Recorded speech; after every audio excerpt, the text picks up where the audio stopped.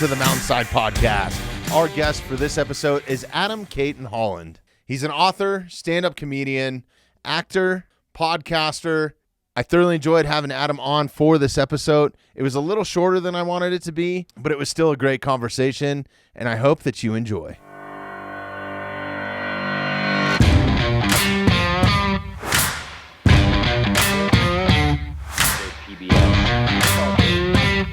Adam, thanks for joining us on the Mountainside.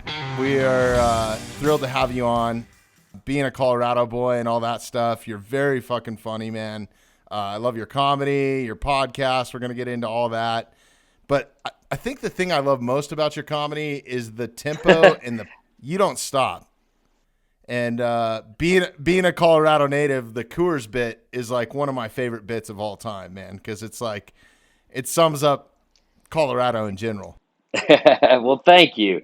Yeah, I love that bit. But, you know, there's kind of like a code of ethics in comedy. When you put it on an album, you sort of stop telling it.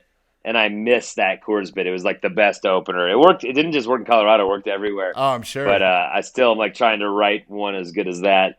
But yeah, that's it's retired, but I'm quite fond of that guy. It just cracks me up about, I don't know, I guess your comedy is super relevant to me because of my age maybe and being a Colorado native. How old are you, first off, I guess? I'm 41. Okay, I'll be turning 41 in March, so totally. Oh, yeah, so we're like, simpatico. I think there was another bit where you were talking about fuck tabs, and it totally, it's something that was erased out of my mind completely until you brought it up. That's Thanks for bringing memories back. That's what I'm here for, dude. Middle school stuff. Other people let it go. I hold on to it for years and bring it back to you. But fuck tabs was like, well, I was telling that, and everywhere I'd go across the country, people like around our age would be like, yes, exactly. So weird that phenomena was across the country. Like, and for your listeners who don't know, if it was just a Colorado thing, or if it was No, dude. My good buddy who I do the podcast with, Ben Roy, is my exact age too, and he's like, we had fuck tabs in Maine and told in California, and they have fuck tabs there, and like, it's so odd that these little sort of urban myths. For your listeners who don't know, fuck tab is like if you take the top little tablet off of a soda pop can and you gave it to someone when you were in like middle school, it meant you wanted to fuck that person, or like you were going to fuck. It was just stupid middle school spin the bottle shit. Yeah, you got to listen to the whole bit to put it in perspective, because you're explaining middle school in the bit. So, right, but it's just so funny to me that pre-internet somehow that gets out there and everyone's doing it. Like, I love it. That was really kind of like pre-texting for me. You know, like we didn't have cell phones. I think my first cell phone was after high school. My first cell phone was in college. Yeah, 100%. And I was only like emergencies for my parents. I didn't even use it. Like, right. Didn't know how. Yeah. Only the cool kids. I went to college and we had a landline. I used my phone and had 4 digits and call from room. You had to be careful. Your mom might pick up the phone while you're on the other line, or whatever. If you were fucking a super G, you had 2 lines. You know what I mean? Like, right. Yeah.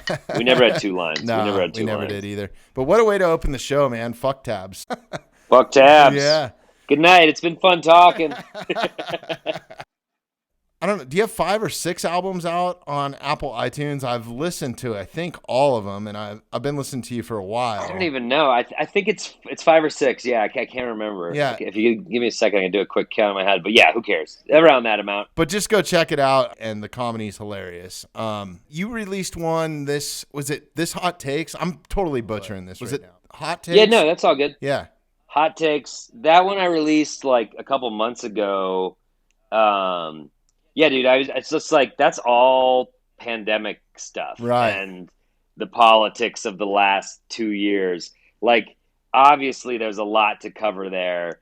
And the pandemic shut down comedy completely, but then all these shows started coming out that were outdoor and kind of like, I don't know, Colorado comedy, and I love it. It was just like people would find a stage, find a field, find wherever, and do comedy. And like during the pandemic, I realized I really liked doing comedy because I would go to the most awful circumstances traditionally for comedy, outdoor, cold weather, but I was like, fuck yeah, I'm doing this. And so I managed getting on stage a bunch, and I wrote a lot of jokes, and I was like, I don't want to keep telling them as we come out of the pandemic. It's a specific time and place. So I put them all into Hot Takes, this new album, and I'm thrilled with how it came out. It's pretty good.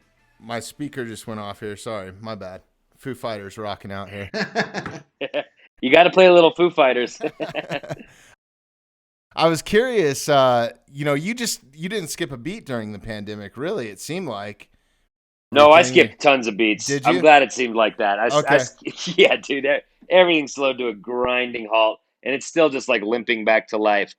But I did manage to keep doing shows. You had one in 2020 too that came out too, right? I did. Yeah. I had one in 2020, and then I had one in 2021. Yeah, you're right. It's just like the pandemic. The 2021 is like I was sitting on a recording. I had recorded it at a club in 2019. I loved it, but I had recorded it for other purposes. And then you're sitting there not getting work, not traveling. And I was like, hey, Comedy Central, I have an album here. You interested? And they were. And so they put it out. That was just like out of necessity because I was like, I need some money. Like I got an album in the can. Let's do this shit. Yeah, but it was cool of them to put that one out. Yeah, no joke, man. I mean, that was kind of the catalyst for this podcast. I had the idea and I had all the equipment and the studio and everything set up prior to the pandemic actually hitting.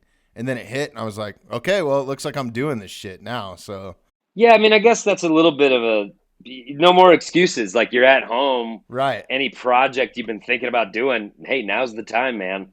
Yeah, no, it was difficult though because I was doing all in-person interviews with this one, and that was difficult at the beginning because like all the first guests that I had set up were like government run agencies like Colorado Division of Wildlife, all these different, biologists and stuff. So the podcast probably wouldn't be what it is today.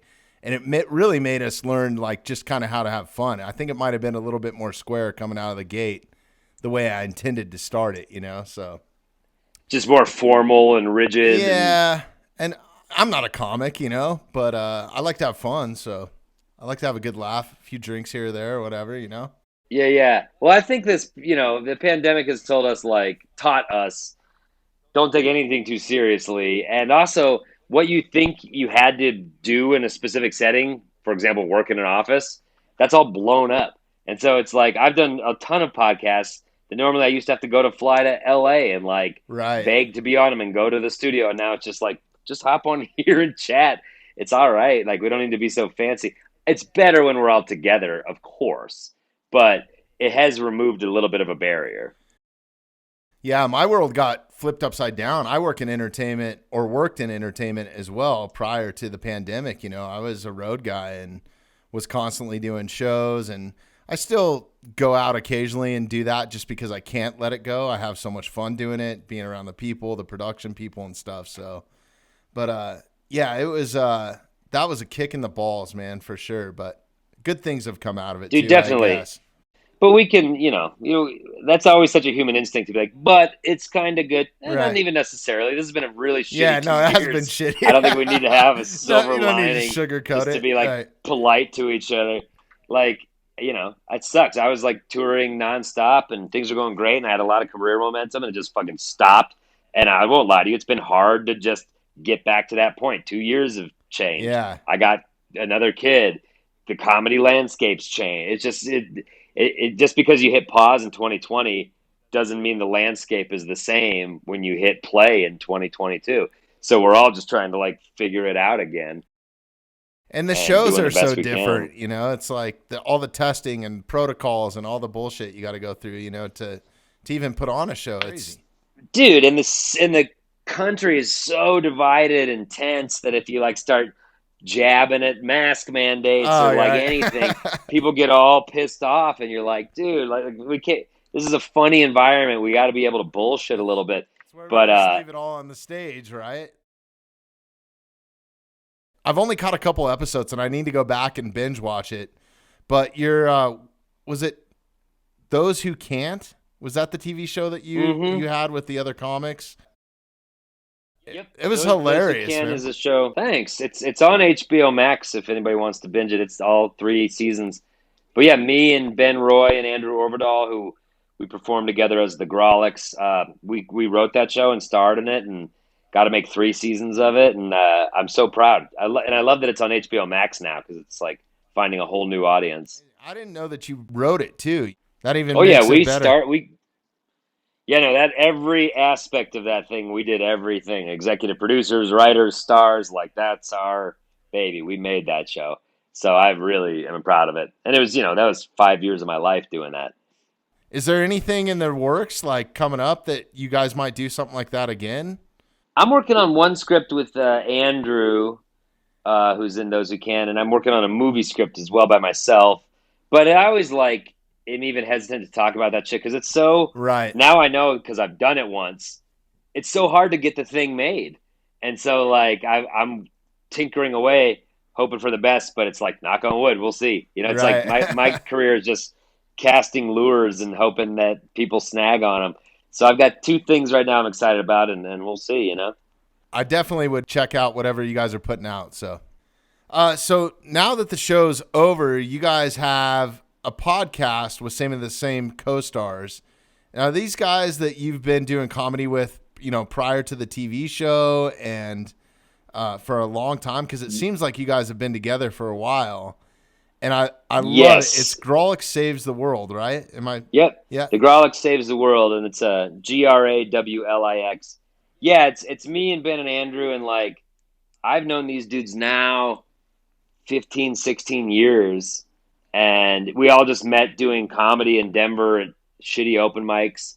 But you just find who your buds are in that world, and we were all drawn to each other, and we ran shows together for years, and then with other friends and other comics, and then over time it just kind of became pretty clear the three of us wanted to do this for real, versus it's a pipe dream, and we had the work ethic to try to do it.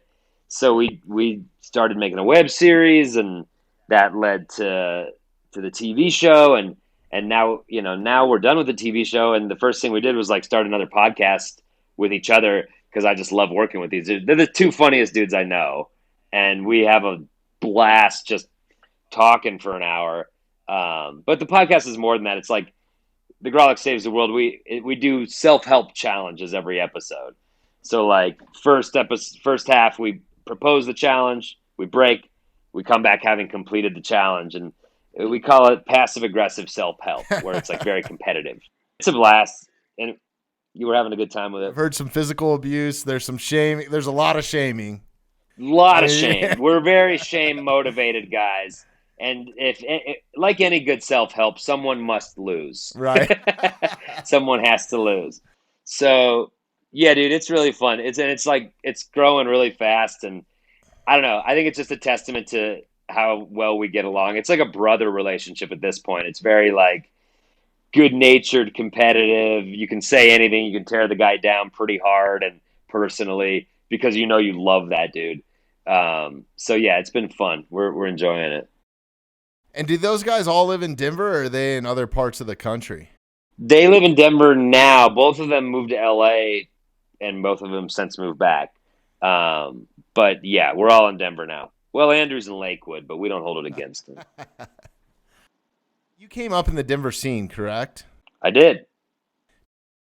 Did you have who were your mentors? Because Denver's not really, it's kind of a secret hotbed for comedy and music both. I mean, that's where I got my start in the music business. Sure. It's kind of that quiet thing. I think that you wrote for the Westward for a while, didn't you, at one point?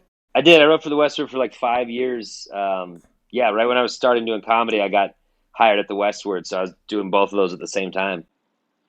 But who were some of your mentors in comedy? Did you have people outside of the state, or how were you just diving into that cold feet, not knowing, blind, or? Yeah, I mean, I didn't know a fucking thing, a thing. And so I honestly met Ben Roy, who's now I've done all this stuff with, at a bar, and he's like, I do stand-up comedy. And I was like, what? And later we learned he'd been doing open mics for 6 months, so it's hilarious that he called himself a comic. But but yeah, he just like I followed him to an open mic the next week, and I learned about the community. But Denver's like it's always had a good scene because it had Comedy Works, which is one of the top clubs in the country, and a good comedy club tends to educate the city comedically just by bringing in good comics. The people that go to those shows kind of learn what good stand-up comedy is. So Denver's always had a pretty good appreciation for stand-up, and it also is a city where there's no industry at all. There's no TV being made. There's no recruiting this person to be the next whatever. It's always been kind of jokes for jokes' sake. So I think Denver's had a very funny first mentality. So it actually creates a lot of good comics because A, you want to get on that stage at that famous club, which is hard to do. And B, people here are like, I don't care if you're famous. Yeah, I don't care. I don't care who you are. Are you funny or not?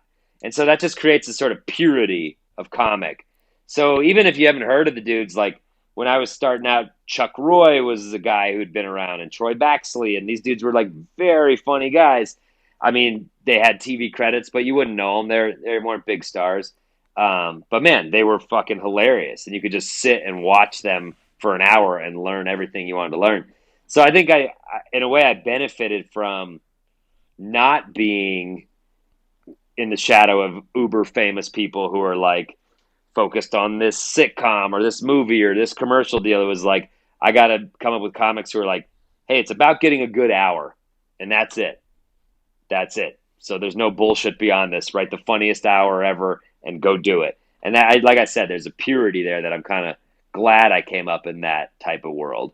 Yeah, no, that is an amazing world to come up in. I think that there's probably not another place in the country that's like that, that's as hot of a comedy club. I mean, we have some of the biggest names in comedy come through Denver on a monthly basis. Yeah, for sure. And it's gotten way bigger, and the scene's way more just got more bells and whistles now. But definitely, it's also like Colorado. Denver's the biggest city for so many states. So for a lot of people, this was the place they want. This was the big city to move to. Right. So I don't know. I just feel like it's a good place to learn to become a big fish. You got to get out of here a little bit. And like, as soon as I was able to, I was not moving to the places, but I was going to New York and LA all the time, and like getting on stages and bugging my friends to get me on this show and that show. But that was the other thing, because all the best comics came through Denver, I got to open for them and befriend them. And then when I'd go to New York, I'd be like, hey, whoever, I'm in town. Can you like vouch for me on any shows, or what should I do? And they'd be like, of course. And like, that's such a good way to network and just get on bigger and better stages. So as soon as I could, I was going to New York and LA all the time, just saving up work vacation days, saving up money and going there for 2 weeks at a time and getting on every stage I could, Yeah, the band scene wasn't like that. I mean, we had a few little holes in the wall and stuff, but that industry is so tight-knit. And we were touring and doing stuff like that outside of the state to really get your name out. But I feel like the music scene was very much like that too. Like, people would just come out for the music. They weren't coming out because of a big name or something like that, like Herman's Hideaway or a spot like that. Sure. You go there Sure. for the music and the atmosphere. Yeah, I think so. It's like you weren't going there for star fucker purposes. You were just trying to like go have Right. a good time. Yeah, and it was a good stage to get up on and play. I played Herman's once. I opened for Doug Stanhope at Herman's Hideaway. Oh, nice. That was the only time I ever performed there. So what's up now? Are you just at home, or are you touring at all, or what's been happening lately? Starting to get back to touring a little bit, here and there. Like I said, life's changed. Like, I got a 3-year-old and an 8-month-old, and so I'm just in the shit, dude. Right? No, I know. I'm like new dadding it. Do you have kids, or? I got 3 kids, and we're just kind of getting out of the shit, right? So my youngest just turned 4, and then her brother and sister just turned 11 and 9. So okay, wow. That's those are a bunch of real people in your house. You never really get out of the shit. It's just there's more stuff that comes up, right? There's more shit to get into, and you can actually like have a conversation with them logically instead of like, hey, we don't use crayons on the wall. It's like, hey, Dad, can I have some money? You know, like type of thing. But no. I'm sure it's its own different bag of problems, but I'm looking forward to like, hey, I can leave you two alone for a minute. That'd be great. Like, no, it's different, man. It was crazy because there was such a gap between my first two were born 2 years apart. And then there's a huge gap in between my youngest. She was pretty much an accident. And I was like, oh my God, we're having a third kid. You know, not that I didn't want to have a third kid. It's just something we didn't plan for. So I was like, fuck, what do we do now? You know, like now we're starting all over again. And the first two made me really appreciate because being a new dad and having this new responsibility, and it's hard to explain to somebody that doesn't have kids. You only know this if you have kids. But like I was always hurrying the process. You know, I'm an old roadie, right? So as fast as you can load in and load out and all that sort of shit, that's how I treat everything. Changing a diaper, you know, like, so it was always like, when are they going to walk? When are they going to talk? How can we advance them? How many books can we read them? All this sort of stuff, right? And then they grow up so fast that with the third one coming along was an absolute blessing because it really made me realize like they're not going to be this big, this long. Like it's funny with her, I don't want her to grow up. And the other two is just how fast can you grow up so I can go do whatever I need to do, you know, type of thing. Not that I didn't want to spend any time with them, man. That's what brought me off the road.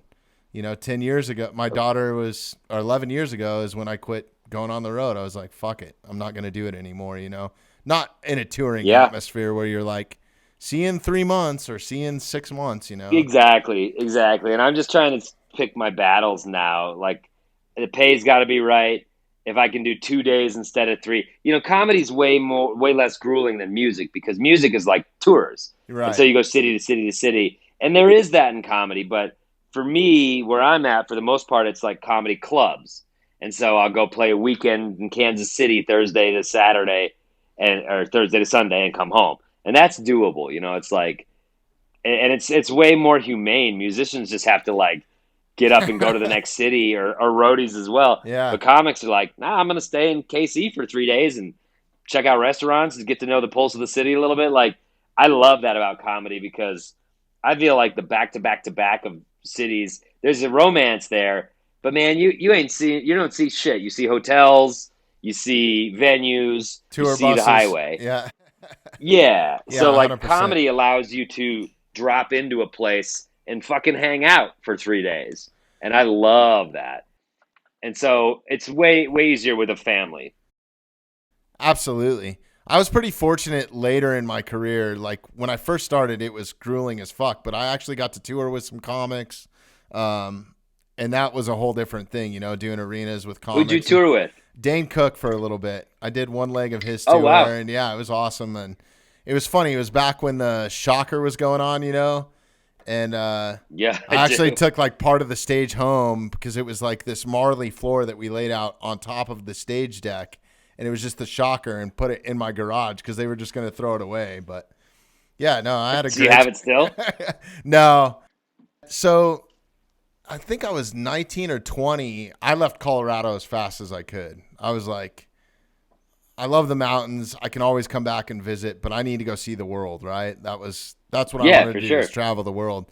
So I moved to Hermosa Beach, and my career took off like crazy. And before I knew it, I was flying all over the world and on tour buses, and then it just never stopped, you know?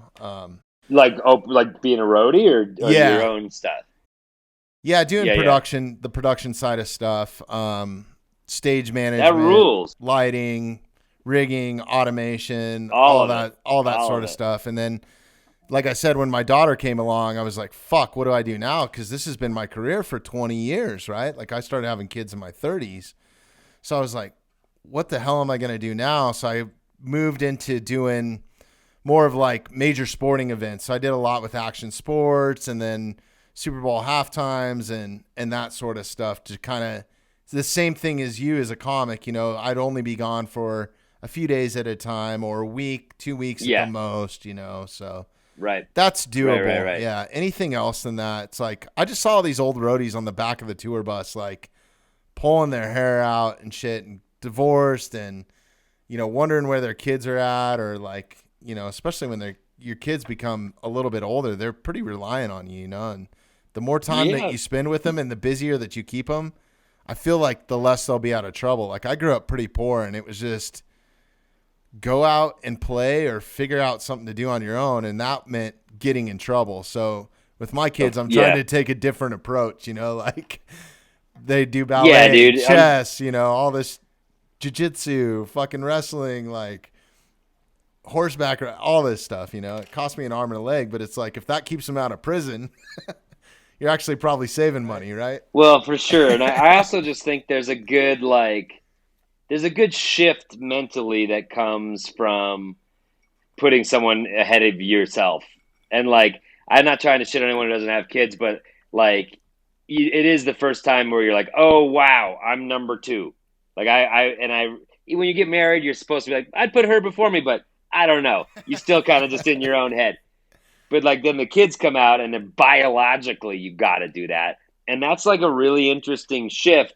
And so I think you see those roadies that are 65 with like heartbreak stories, and you're like, well, maybe you never really shifted out of just having your head up your own ass. Right. So it's kind of nice to take a back seat and be like, I'm number two, and like I've looked at the world for 38 years as number one, so now it's my time to look at the world as number two. And it makes for a new angle for humor and the way I approach anything, Absolutely. And, one thing I wish I would have realized, well, I guess I realized it right about the right time, but I mean, you can make all the money in the world, you can go out and have all the fun in the world, but you can't get back time, you know what I mean? So it's like now for me, it's just all about time management. Like how valuable is this for me to waste my personal time? Because you're never going to get it back, And that's how I'm feeling about stand-up, like for real. Yeah. That's what these 2 years have taught me is like, I love it, but I'm not going to go chase it from city to city to city for shitty money. And I can wait for like big paydays or work on scripts or whatever and like scratch that itch in town as many times a week as I want to. And then, okay, I'll go to New York for 2 shows, like and come back to Denver. And like, I'm just trying to be more strategic and think about what actually makes me happy. And like I used to see, oh man, I strung together 11 dates at this venue, that venue, so cool. And then I was like, oh man, day 3, I'm going to miss my kids. Like, so how can I break that up and make it more like happy for me? You fucking get it, dude. You're on the same, we're on the same wavelength, man. I love that. Yeah. So diving into your background a little bit, just because I don't know you, this is the first time that we've been able to really hang out. Did you grow up in Denver? Or? Yep. I grew up in Denver, a neighborhood called Park Hill. It's right by City Park, right by the zoo and the museum. I went to East High School. And then when I graduated from East, I went to college out on the East Coast. And then I lived in like Spain for a while, and New York and Chicago, and then I moved back here. And is all your family from Colorado or? No, my parents, my dad's from LA, my mom's from Richmond, Virginia, and they both moved here in the 70s. And he's a civil rights attorney, and was an investigative journalist. So she was actually covering his case. And they like met. It's cool shit. That's some Hollywood story right there, man. Yeah, it's pretty awesome. There's a great quote because he like talked to her on the phone, and she thought he sounded tall, dark, and handsome, and it was like, turns out he was like a 5'8" Jew from Brentwood, California. But like, hey, but yeah, and so they had us, and we're just we were born here. I had never used the term native because like. Right. Hey, I'm not Ute or Arapaho, so like I'm not really trying to get into that territory. But also, I got friends who are like, yeah, it kind of drives me nuts. I am a native, like a 7th generation or something like. Right. I grew up in Evergreen. Yeah. And there's like some like pioneer status or some shit like that. That sounds like your family. No, you can go get these fucking license plates, and you can get the native bumper sticker and all that stuff. But I don't know. It's just like I don't know how to not knock them or not get a bunch of hate mail right now, but it's like you're not entitled to anything that anybody else isn't really. You know what I mean? Like, yeah, it's cool that you grew up here, but they feel a bit more entitled almost, you know? Can give you Oh the yeah, right to be for an sure. asshole or tell somebody how to do something. Nah, dude, it's yeah, exactly. And also, like I was saying, it's just odd to use that word. It's like you're not fucking a Ute or a Right. Arapaho. Like you're not. I'm glad your white ancestors came in 1710.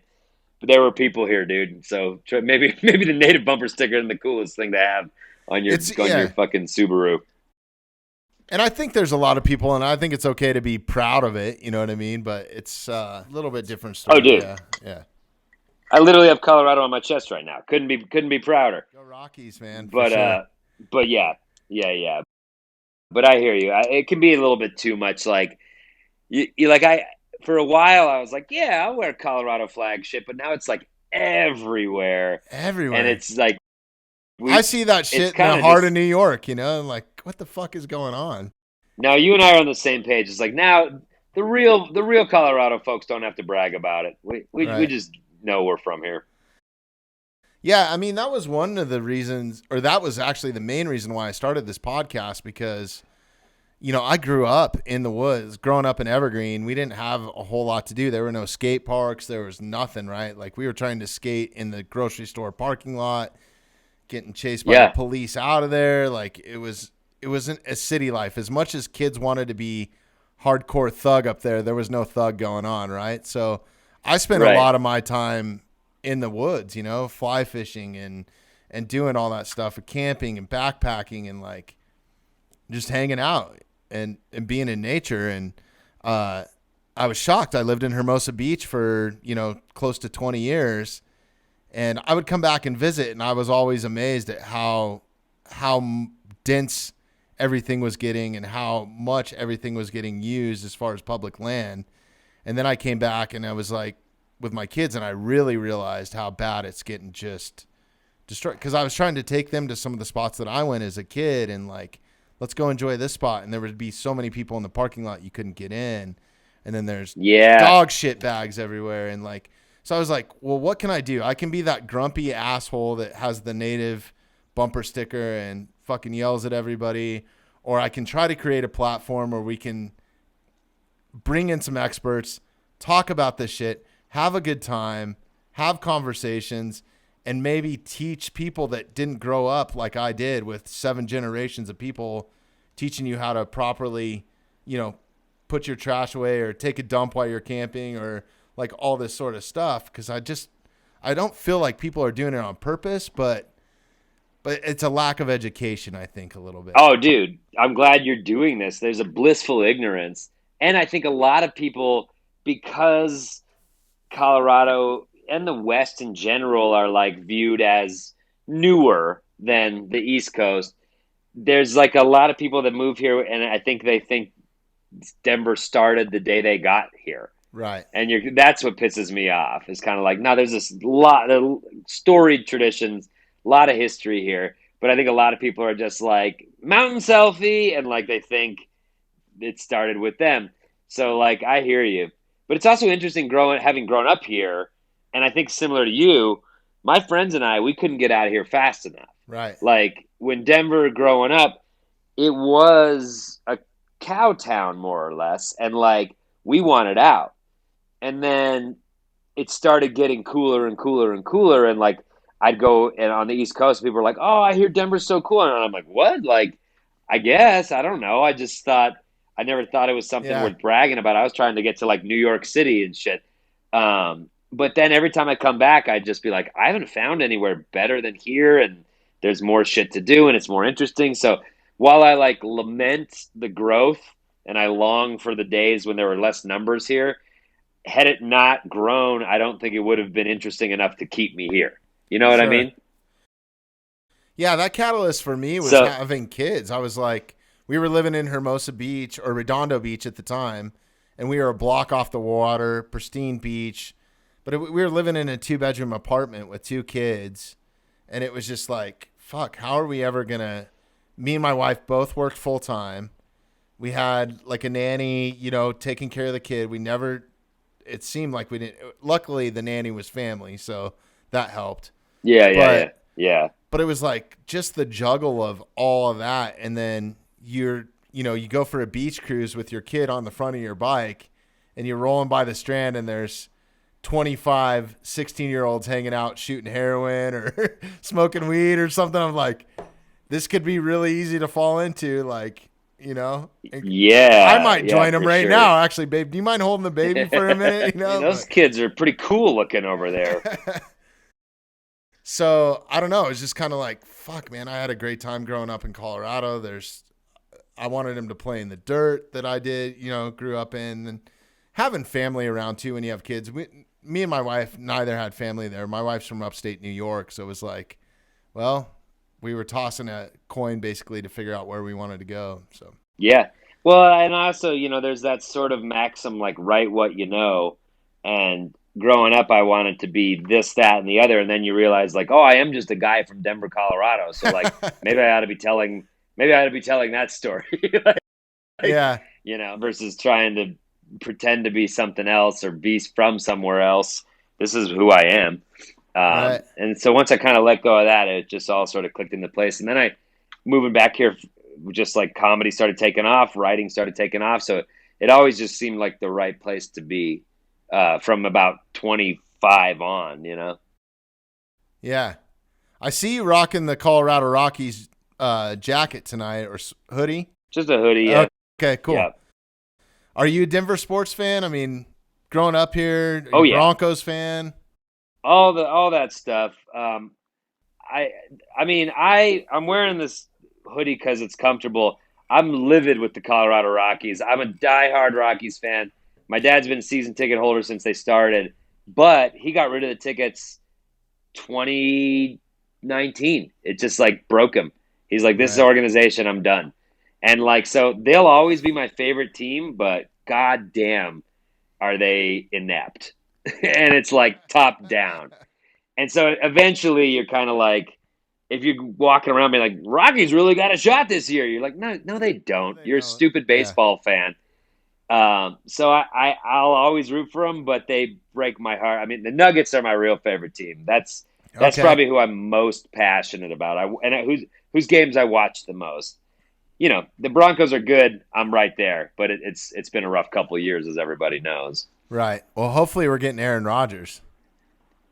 Yeah, dude, I think we might be. I was talking to a buddy who's in the Broncos radio, and he's like, "Yeah, it's Really? happening."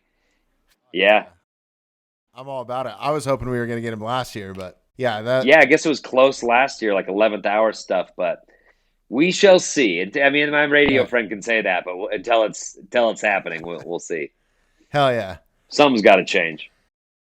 No, it definitely does. And I think we've changed the coaching staff from what I've seen. I don't follow it super close, but Oh yeah, they just have Broncos a fan. brand new coach, so that's a good thing. We'll see. So I didn't mean to sidetrack you there. I wanted to get back in kind of to the outdoors and you growing up in Colorado. What are some of the most common things that you see now that people could be doing better, whether they're visiting or living here, while they're recreating, just to make Colorado be a place that you and I know it as, that our kids can enjoy and their grandkids, that sort of thing. We kind of ask all of our guests this, and we've had some awesome answers, and a lot of the same common ones come up. Trash is always big. But Yeah. what are some things that you think, people could be doing better out there just to make it more enjoyable and longevity of where we live? Yeah, well, so like I'm a big outdoor guy, but like honestly, my favorite thing is hiking and bird watching. I love bird watching. I'm a nerd, and so like that's all about pollution Yeah. and litter, and I think that's probably the main thing you're going to hear a lot of the time. But like I just all take only photos, leave only footprints. I don't know how simple that is to follow, but it's like you'd be shocked. You go anywhere, you see like a great bird in the water, and they're like eating pieces of plastic, and it just makes you so mad. And I think just as a Denver guy, I think that there's people tend to think, oh, well, I'll go to the Rockies and like that's where nature is. It's everywhere. Like half of the best birding's out on the prairie, on the plains. Yeah. So it's like it starts literally in your backyard. So it's like if you can keep your neighborhood cleaner, if you can drive less, it just echoes out. And that, I mean, that's it. Like the green footprint, I'm obsessed with, and down to like recycling as responsibly as you can, and you know, all these massive corporations and are making the climate change. But as an individual human, you got to do everything you can to try to counterbalance what you put out there. And so that's just me. I'm just trying to like leave as little an impact as I can everywhere I go. And I wish people that would come to the state would think about that, down to like carpooling, down to riding the train instead of renting a car. Just like all of it helps. Sometimes I'll go drive in from the prairie after birding and just see that brown cloud in Denver, and it just crushes me. I'm like, why do I live here again? And during the Right. pandemic, no one was driving, and that shit went away. And I was just like, how about that? How about that? Yeah, I don't know. I think if everybody just takes a little bit of those little steps, if you see trash, pick it up. I'm constantly picking up trash, it seems like, when I'm out. And Yeah. I'm trying to instill that in my kids. That's one reason why I'm doing it. It's not what I want to do when I'm out there, like, but I think, one of our guests, and I can't remember who brought it up, but, try to do away with single use shit like paper plates, all the shit that you take camping, right? Plastic forks, all that stuff. Like, you can do dishes while you're camping as well, and like Yeah, yeah, Yeti, all yeah. these companies make all these badass water bottles and stuff now. So I Dude, think when I travel, I would carry help with it a this little bit. everywhere. Like, Yeah. I got mine sitting right here. So it's never yeah, goes and anywhere and with. I same with me, and I have a coffee one too. Yeah. And like, ride your bike instead of once a month. Ride your bike. Don't drive for a day. Just Sure. take one day out of your rotation. It's like pretty easy to do. I just feel like stuff like that has got to become commonplace on a mass scale. And I toy around with the idea. If I had more time, I wanted to do a movement called "Don't Drive Denver," just triple D's. And it's Fuck like yeah. one day we Triple started out as D. started out like once a year, and if it's successful, do it once a month. But Yeah. like, just encourage everyone not to drive that day.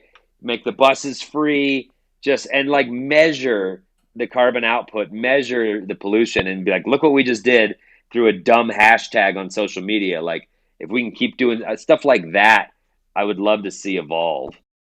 Let us know, dude. I'd love to be a part of that, any way that we can help promote it or whatever. And maybe we can, give out some Twin Peaks like gift cards or some. Yeah, there you go. There you go.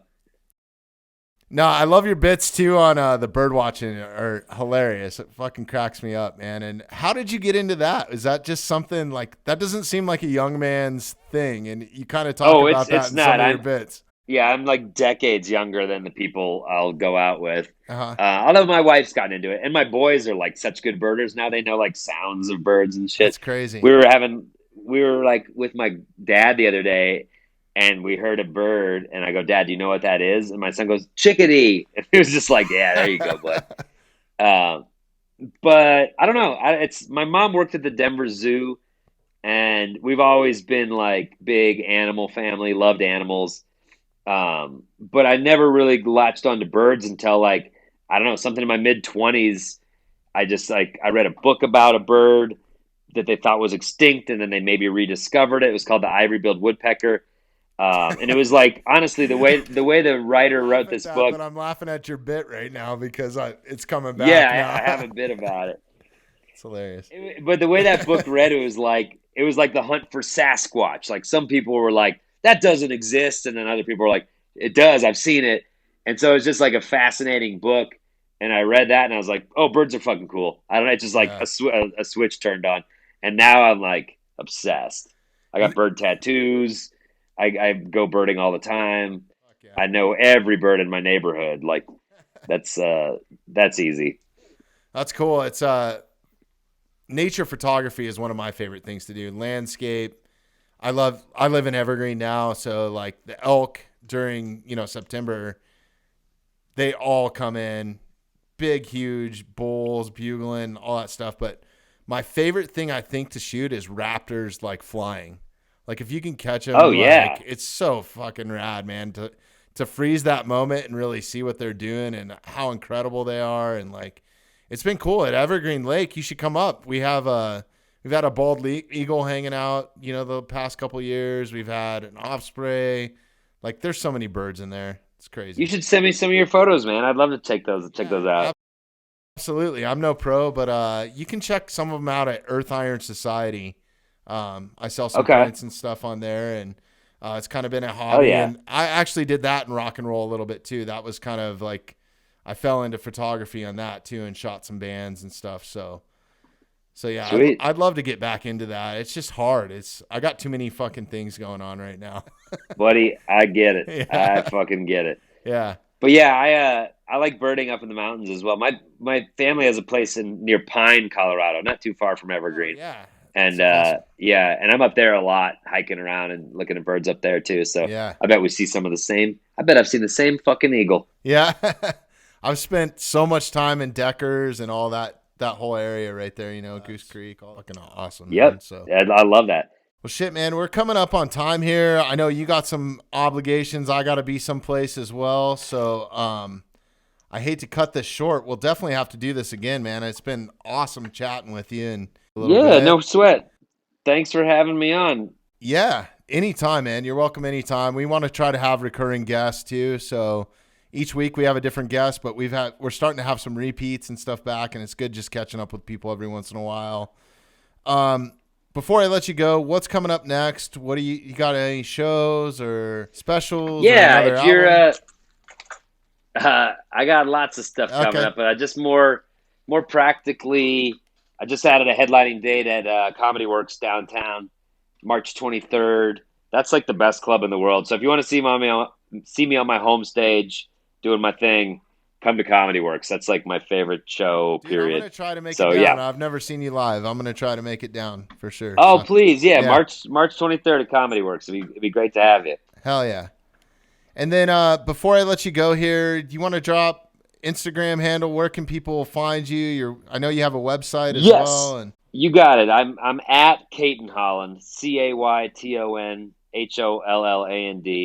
And listen, I don't want to brag, but my Instagram is just fucking. It's brave. That's the only way to describe it. It's brave what I do on that thing.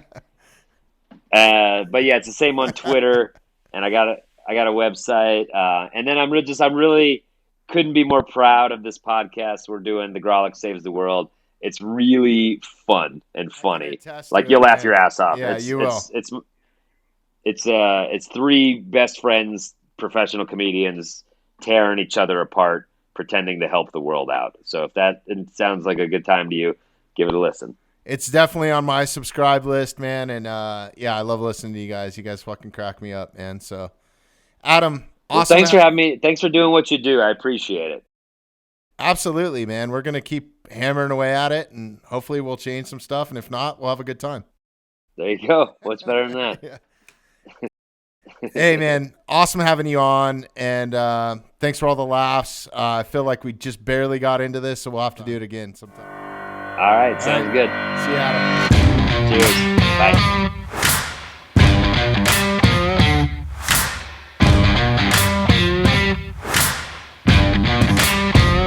Thanks for listening to the Mountainside Podcast. If you haven't had a chance to do this already, please take a moment, follow, like, subscribe, or rate on whatever platform you catch the Mountainside Podcast at. Also, if you'd like some more information on upcoming episodes, safety tips, access to all of our affiliates, and all the badass discounts that we get here at the Mountainside Podcast, check out themountainsidepodcast.com. The Mountainside Podcast is now available on Patreon. So if you'd like ad-free listening, behind-the-scenes footage, or maybe you just want to help support what we do here at the Mountainside Podcast, please take a moment and visit patreon.com/themountainside. We are also brought to you by Onnit. Onnit is an amazing company based right here in the USA, helping humans reach peak performance mentally and physically. Listen, this is not just another supplement company with the same old, same old. Onnit's diverse lineup of products and supplements are backed by science and research, and that's what truly makes this company so amazing. Onnit offers supplements to help sports performance, energy levels, your mood, sleep, brain function, focus, immune system, digestive health, and that's not all. Onnit also has amazing fitness programs, equipment, apparel, and you can now save 10% on all of it. Just visit onnit.com, that's ONNIT.com, and use the promo code TMS at checkout to receive 10% off your entire order. We are also brought to you by Drizzly. Drizzly is an alcohol delivery service that delivers booze right to your door. How great is that? They help us stock our mini bar here at the Mountainside Podcast. Drizzly is an amazing service that delivers beer, wine, liquor, your mixes, or whatever else you might need from the liquor store directly to your doorstep in as quick as 60 minutes from ordering. They have competitive pricing and use local businesses. So if you'd like to try Drizzly 100% risk-free, then all you have to do is open the show notes to this podcast right now, look for the Drizzly link, or you can simply visit themountainsidepodcast.com, scroll to the affiliates page, and look for the Drizzly logo. We are also brought to you by Uncanna CBD. If you're looking to trust a natural solution, then look no further than Uncanna to help you curb anxiety, get better sleep, helping with long-term pain, joint mobility, muscle recovery, and many other benefits. Then you need to try a full spectrum or broad spectrum CBD. And the only brand that I trust is Uncanna. I use their products daily, and I can attest to you of how well it works. Uncanna is also veteran owned and operated and is just an incredible company that lives in the outdoors. Whether they're sponsoring professional rock climbers, dirt bikers, skiers, and many other athletes, helping veteran communities get outside, this is an incredible company with an incredible product. Because they are a sponsor here at the Mountainside Podcast, and you're listening to this ad right now, you can receive 10% off your entire order every time that you visit uncanna.com. All you have to do is simply enter promo code TMS at checkout to receive 10% off your entire CBD order, apparel, canine products, or whatever Uncanna has to offer just by simply typing in the code TMS at checkout. Once again, that's promo code TMS at uncanna.com.